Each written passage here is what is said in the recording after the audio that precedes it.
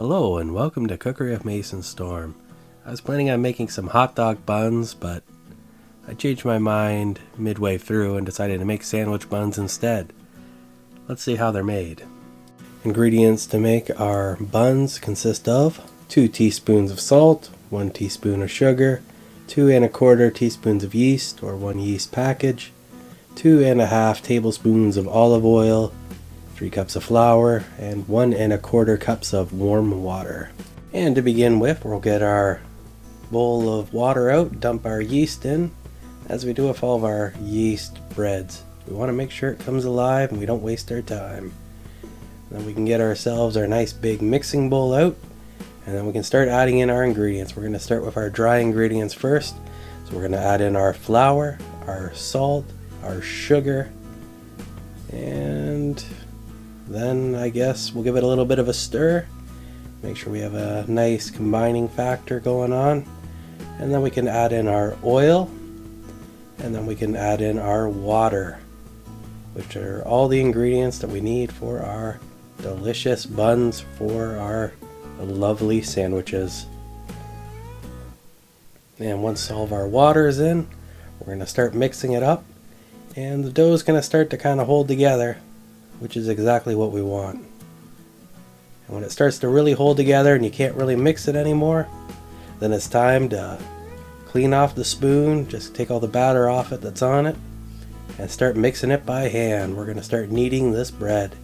You don't really have to knead it too aggressively. It pretty much makes itself, which is quite nice and what I like about this dough in particular anyway. And onto the countertop we go. And the purpose of our kneading, we just want to see about getting all the flour combined, and then we knead it a couple more times once it's all combined, and then we can figure that's pretty good. And the thing with the dough is too that if it's too sticky and it's sticking to your table like crazy, just throw down a little bit more flour and it'll all come together a lot nicer. And I actually had to do that with this particular batch here, which wasn't that big of a deal. I mean, if it happens, it happens. Even though you measure out the ingredients, you try to be as accurate as possible. Sometimes things just behave a little bit differently. Who knows? Either way, once it's all kind of combined, we're going to throw it in a bowl with a little bit of oil in the bottom of it. And then we're going to let it rise. We're going to throw this into the oven with the light bulb on. Or if you have a nice warm place that you can put your dough, it'll rise a lot quicker. And then we're going to leave it for about an hour or so. And after it's done rising, it'll be twice as big. And I'm just going to dump this out on the counter here, and I'm going to get my dough knife out, and I'm going to proceed to divide it up.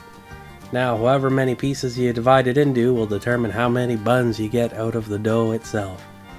You can probably get 8 or 10 out of here, maybe even a dozen, depending on the size that you want. But I wanted a little bit bigger buns. And I was just going to eyeball it at first, but then I thought about it, and that seemed kind of ridiculous to me to try to balance it out by eyeball. So I got the scale out and I decided to weigh everything and divide it all properly. I know it's kind of a pain to do it that way, but when it comes to getting things the same size, it definitely is the easiest way to accomplish that. And then once I had everything all divided up, I had to make sure everything was mixed together so it was one cohesive piece of dough, and then it was just a matter of shaping it. I decided to go with submarine style shaped buns. But you can do any shape you want. You can do round, like hamburger bun style. You can do whatever you want. Any shape in the world. Although sub buns are made the shape they are because they're awesome.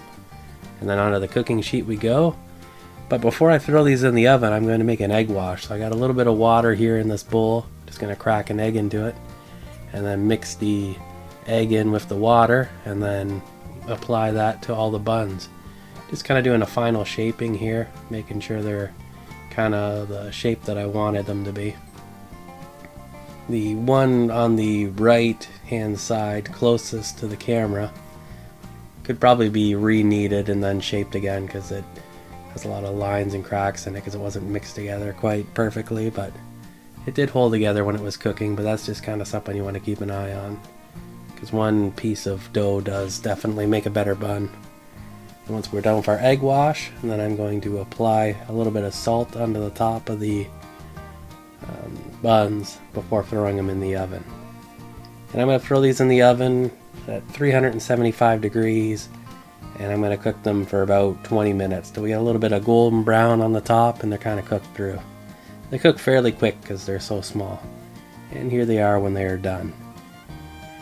But I didn't think that was interesting enough, so I just made a quick sandwich as well. So I got a little bit of chicken here that I cooked in the air fryer and some lettuce.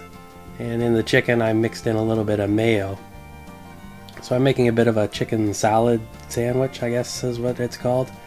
So lettuce on the bottom, chicken on the top, and throw it all together and you have yourself a nice basic sandwich that's not too difficult to make and pretty easy peasy, lemon squeezy.